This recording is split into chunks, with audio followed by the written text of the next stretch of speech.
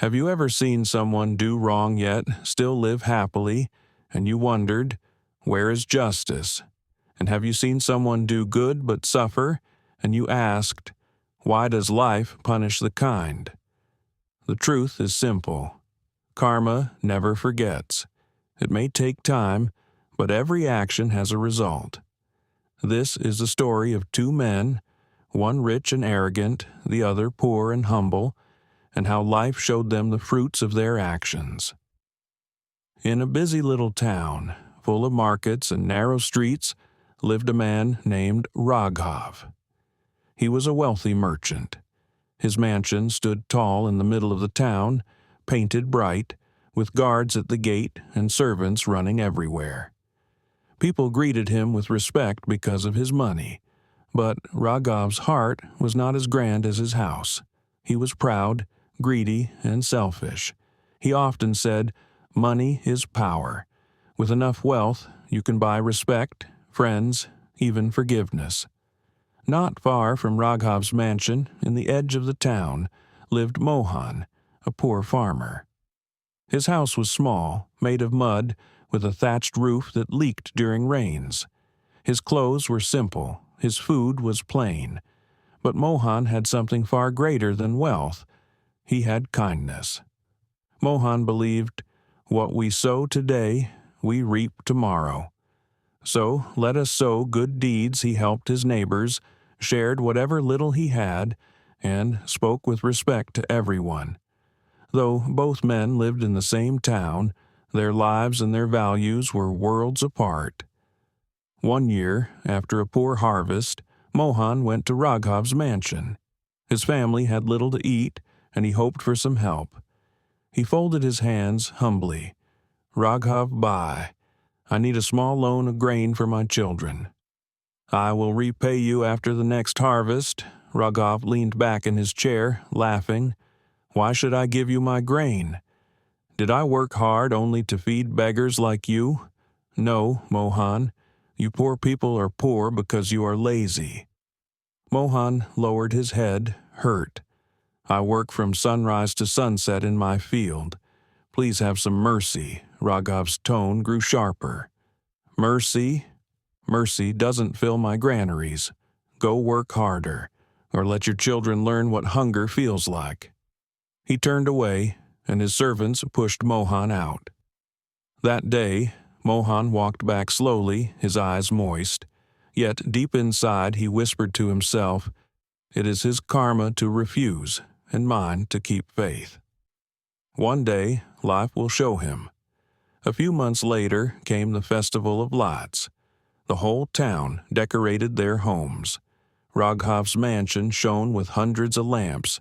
Music played, food was served, and guests from far and wide arrived. Mohan, with his little income, could barely light 2 lamps outside his hut. But he still prepared a small sweet dish and invited a hungry traveler to eat with him. The traveler blessed him, saying, "Your kindness will return to you one day, Mohan." The world may forget, but karma never does. Meanwhile, inside the mansion, Raghav boasted to his guests, "Look at my wealth. While others light 2 lamps, I light 1,000. Truly, I am the king of this town." The guests clapped, but many secretly thought, "He has money, but no humility." One winter morning, a poor widow came to Raghav's house. Her son was sick and she needed medicine. She begged for help. Raghav frowned. "Why do you come to me? Go to the temple if you need charity." The woman cried, "I will repay you, please. My boy's life is in danger." Raghav waved his hand. "Not my problem. If fate has decided his death, no medicine can save him. Leave." The widow left, heartbroken. Later, she passed by Mohan's hut. Seeing her tears, Mohan's wife called her in. They had very little money, but Mohan gave half of it to her, saying, "Take this. Buy medicine. A child's life is more valuable than money." That night, Mohan's family ate only dry bread and salt, but they slept with peace in their hearts. Years went by. Raghav's wealth kept growing. He bought more land, more shops, and filled more granaries. People bowed to him in the market. Children whispered his name in awe. But behind their respect was fear, not love. Mohan's life remained simple. Some years his crops failed, some years they gave enough to survive. But he was content. He never hurt anyone, never spoke harshly, and always believed, "Our actions decide our tomorrow." Whenever people compared them, they said, "Raghav has everything. Mohan has nothing." But the wise elders of the town would smile quietly, thinking, "Let time pass. Everyone must taste the fruit of their karma." Then came the year that tested the whole town. Rain clouds never appeared. The rivers dried, the wells sank low, and the earth cracked under the burning sun. Crops failed completely. Hunger spread like fire. In fear, the townspeople rushed to Raghav. His granaries were full, for he had hoarded grain. They pleaded, "Please sell us grain at a fair price. Our families are starving." Raghav saw an opportunity for more profit. He smirked, "I will sell grain, but at triple the price. If you cannot pay, then go starve." The villagers were shocked. "Triple the price? At such a time?" Raghav's voice grew hard. "Do you want it or not? I care only for my gold." Some sold their belongings, others borrowed, but many went hungry. The whole town cursed his name, but Raghav didn't care. He believed money was all that mattered. Mohan, though suffering himself, shared whatever little food he had with his neighbors. Sometimes only half a meal, sometimes just water, but he never let anyone leave his hut empty-handed. One night, his wife said softly, "We have so little. What if we run out?" Mohan smiled. "Then we will still share our hunger." Kindness never makes us poorer. By now, the town was divided in opinion. Some still admired Raghav's power, saying, "At least he has grain. If we had worked harder, maybe we would too." But most people began to despise him. They whispered in tea stalls, "Raghav is rich, but heartless. He will face his karma one day." At the same time, Mohan's name spread quietly. Villagers said, "He is poor, yet he gives." Truly, his heart is richer than Raghav's mansion. One evening, an old sage came to town. Hearing of Raghav's pride, he visited his mansion. He said calmly, "Raghav, your wealth blinds you. Share it before it destroys you. The fruit of greed is always bitter." Raghav laughed loudly. "Old man, I built this fortune with my brain. Don't lecture me about fruits and karma. Look around, I live like a king while others suffer. If karma was real, would I be here and Mohan in a hut?" The sage's eyes were calm. The wheel of karma turns slowly, but it always turns. "Remember my words." Raghav dismissed him with a wave, but deep inside, for the first time, a shadow of unease touched his heart. As months passed, something strange began to happen. Raghav's hoarded grain, stored in dark warehouses, started to rot. Rats infested the bags, insects ate into the sacks. By the time he noticed, half his grain was spoiled. He shouted at his servants, "Fools, guard the granaries." But it was too late. Spoiled food spread disease among those who ate it. His reputation suffered. Meanwhile, Mohan's tiny field, though dry, somehow gave a small harvest, enough to survive, enough to share. The villagers saw this as a blessing of his good deeds. Soon, trade stopped. Merchants refused to buy from Raghav, saying, "Your grain is rotten. We will not risk it."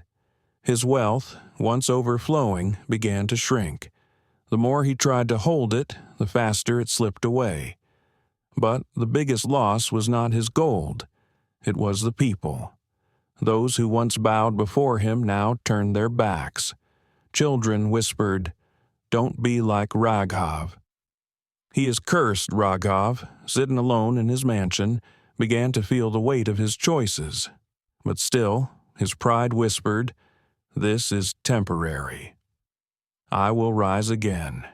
He didn't know the wheel of karma was still turning. Raghav's mansion, once filled with laughter and noise, began to feel empty. His servants whispered about leaving, some already gone in search of better masters. The market no longer welcomed him. When he stepped outside, people looked away. Some muttered curses under their breath.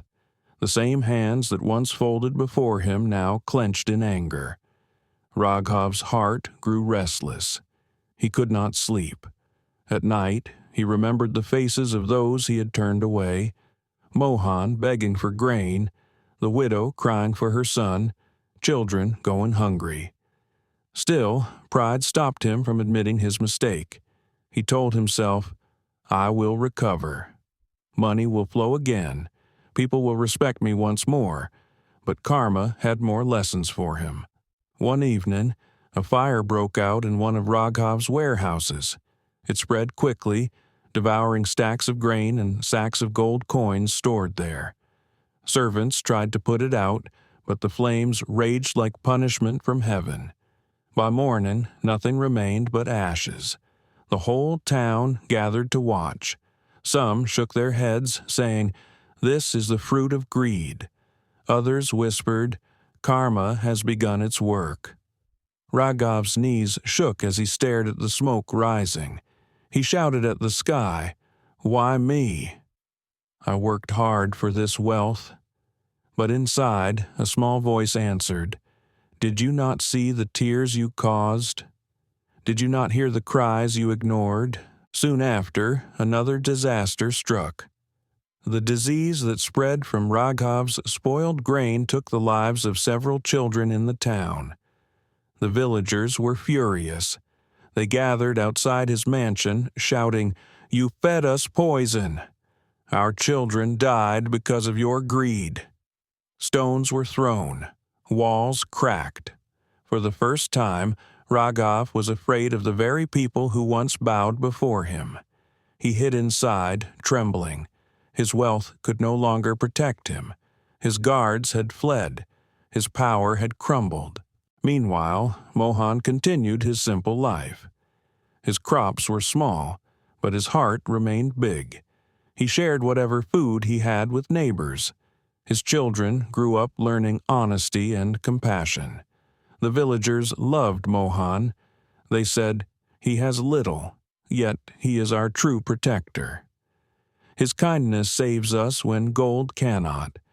Though his hut was small, it was filled with love and respect, the very things missing in Raghav's mansion. One stormy night, lightning struck near Raghav's mansion. The roof leaked, walls cracked, and within weeks the proud building began to crumble. Servants left, traders abandoned him, even his distant relatives stopped visiting. His wealth was gone, his health was weak, and his name was stained. Raghav, once the king of the town, now wandered the streets in torn clothes, looking for food. People who saw him whispered, "This is karma. He's eating the fruit of his deeds." Hungry and desperate, Raghav finally swallowed his pride. With trembling hands, he walked to the edge of the town, to a small mud hut, Mohan's home. He knocked softly. The door opened. Mohan's wife gasped, "Raghav, you look so weak." Inside, Mohan was sitting near the fire, boiling a small pot of rice. He stood up in shock. Raghav's voice cracked with tears. "Mohan, I have lost everything. I have no food, no money, no friends. Will you give me something to eat?" Mohan looked at him silently for a moment. Memories flashed, the humiliation at the mansion door, the cruel laughter, the arrogance. But then Mohan's heart, soft as always, melted. He filled a bowl with rice and placed it in Raghav's trembling hands. Raghav ate slowly, tears falling into the bowl. After all I did to you, why are you helping me?" he whispered. Mohan's voice was gentle but firm, "Because your actions are yours and mine are mine. You chose greed, I chose kindness. Today you taste the fruit of your deeds, and I taste the fruit of mine." Raghav bowed his head, ashamed. For the first time, he realized that true wealth was not in gold or grain, but in the heart. From that day, Raghav changed. He stayed near Mohan, working in the fields, learning humility. Slowly, he began to help others, not with pride, but with sincerity. The villagers were surprised. Some forgave him, some did not. But Raghav no longer cared for their opinion. He cared only for living honestly, for giving instead of taking. He finally understood the eternal truth. Wealth may vanish, power may fade, but the fruits of our karma will always find us.